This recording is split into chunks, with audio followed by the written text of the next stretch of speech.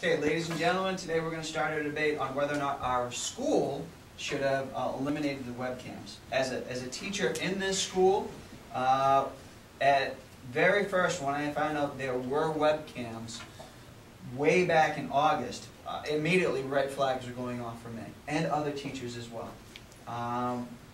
When students found out there were webcams, instantly, that was how they spend most of their mornings. Okay, making the silly faces, so on and so forth. And it started there. It is certainly a tool, just as the internet is a tool, as a phone is a tool, as your car is a tool.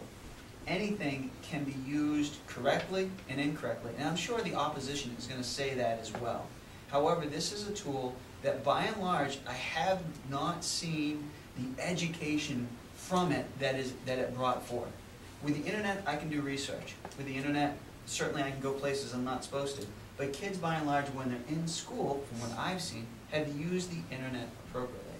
Kids, when they're in school, typically when they use webcams, have used them inappropriately. So, first off, I want to protect students. I want to protect students from webcams. Protect them from themselves and protect them from others. As we all know, in Admore, Pennsylvania, there was a school district that the webcams would come on and they'd take pictures of students, whether they knew it or not. That was not a good thing. That school district is being sued right now. Also, another point why I'm right is the atrocity of sexting. Sexting, kids are young, they don't know what on earth they're doing, and they think, hey, I'll take a picture of myself inappropriately and I'll send it along. It is out there. Literally, it is out there, and you're never going to get it back, folks. A survey conducted by the National Campaign to Prevent Teen and Unplanned Pregnancy, a Washington, D.C.-based advocacy group, surveyed 1,280 students and found that 1 out of 5 teens had sent or posted nude or semi-nude photos of themselves. 1 out of 5 kids! Holy guacamole! Just not right. With sexting comes the use of Skype and also using your webcam for communication that is either school-based, which quite frankly doesn't happen, or that is inappropriately based, which is more often than not. I can go through, and I have gone through student laptops, and I've seen kids have downloaded Skype. Good job. All right? That is not what this laptop was used for. It is a distraction. It takes away from the job that I'm trying to do. I have a tough job. Wow. I have a tough job trying to teach you guys. And I have to deal with that webcam and your egocentricness, your ability wanting to share and communicate with your friends socially. So, because of all those reasons, I believe I'm going to win this debate. And that concludes my introductory statement. I hope so.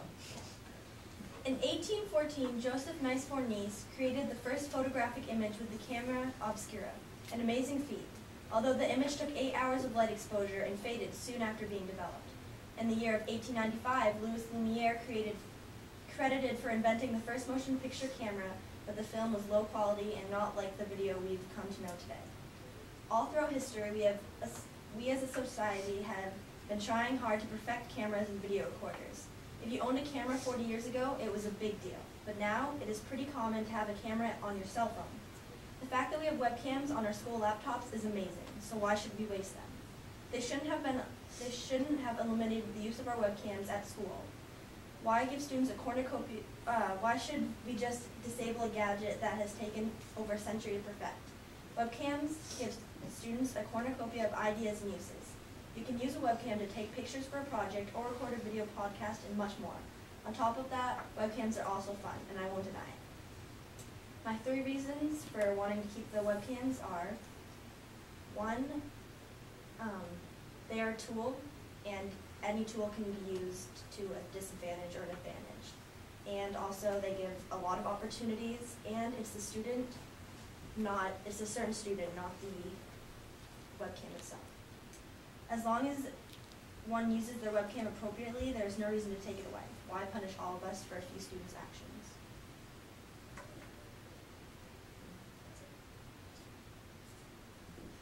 All right. My first argument is protecting students. I don't think students know what they're doing.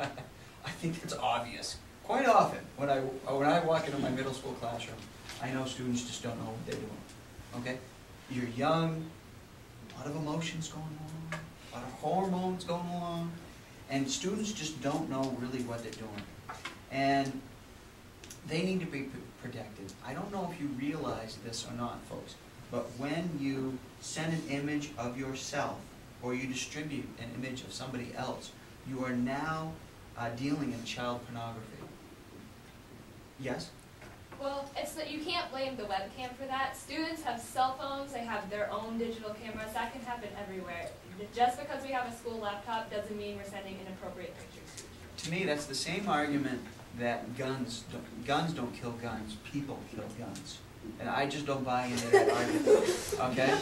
Just because there's a camera there, it is the person that is using it. And as research has shown, as the one that I said, that kids are doing this inappropriately.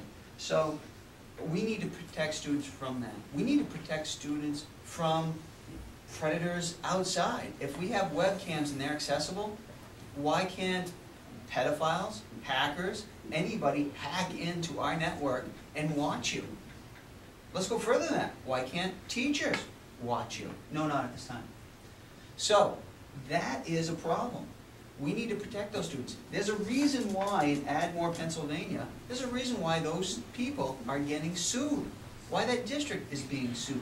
They violated students' rights. And students need to be protected. Yes?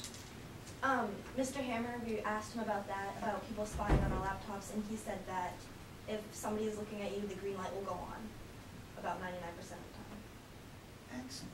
99% of the time. Well, that makes me feel better.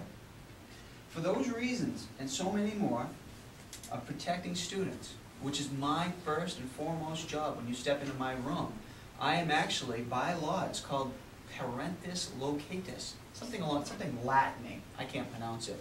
You actually become my children. I am now responsible for you legally, and I need to protect you.